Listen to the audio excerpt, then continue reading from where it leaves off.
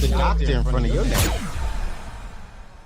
I just think that like as Black women, like we also have to get to a place of acknowledging that, you know, some of us may not have learned the tools, but it's okay to learn them now in adulthood. I think when we go through life and we normalize these ideas, like this idea of strength, or you know, just being able to kind of like power through situations, I think that keeps us in places to where we feel like, well, my grandmom did it, my auntie did it, my mom did it, so I'm gonna do it. I'm gonna be able to kind of like put this mask on and keep it moving. And you know, just because it's normalized don't mean that it's adaptive, doesn't mean it's healthy, doesn't mean it's functional. Right. There's a lot of maladaptive behavior in our community that we think is healthy that's not healthy. Like we do a lot of things out of trauma that's not really putting us in a position to win. It's just putting us in a position to perpetuate the cycles that we've seen. That same cycle, right? That same cycle.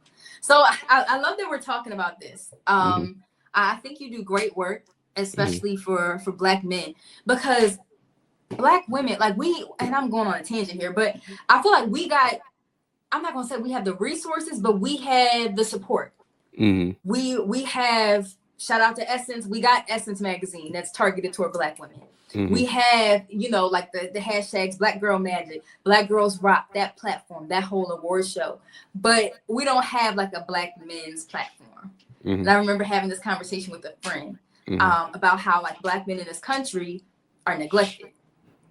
There aren't many resources. There aren't many people that's pushing the health and well-being of Black men. Yeah.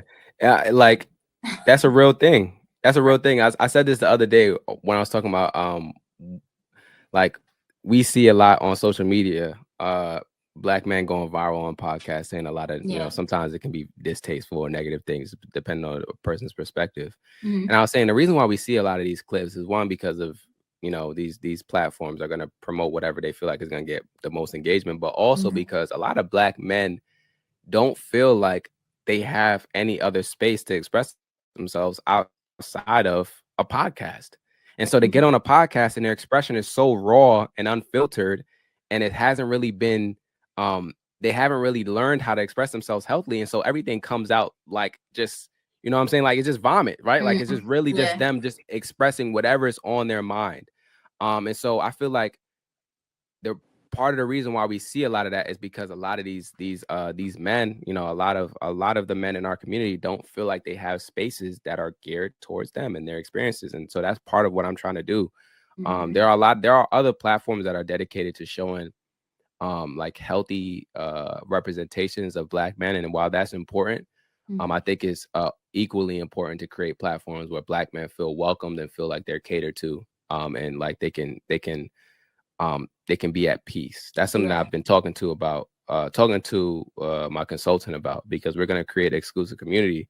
And one of the main things that we're trying to do with that exclusive community is create an environment where Black men feel at peace, and where we can have these conversations and grow and actually heal outside of just social media, right? Like we can have a lot of these conversations in community forums. Like I talked about the Clubhouse chats that I used to do. I can't really do that on IG and an IG live. That's not the same setting. And I don't want to be in Clubhouse doing that either, because Clubhouse is just like, I'm just going to have to hop into another app. I don't want to do that. So the solution is to create an exclusive community, exclusive experience where they can have that categorized content where it talks about relationships or depression or suicidal ideations or anxiety or mental health just in general. And then it also has a community forums where we can all get together as a community, maybe on Zoom or whatever the case may be, kind of Zoom format, and have these conversations. And we could also have like low cost therapy in there. We could have medical concierge service so that people can be able to book their own doctor's appointments. They just make a request and then the organization will take care of it for them. So it's about creating these solutions, right? Because we don't have anything like this for Black men right now. We don't. And I want to be part of that change. You got the doctor in front of your name.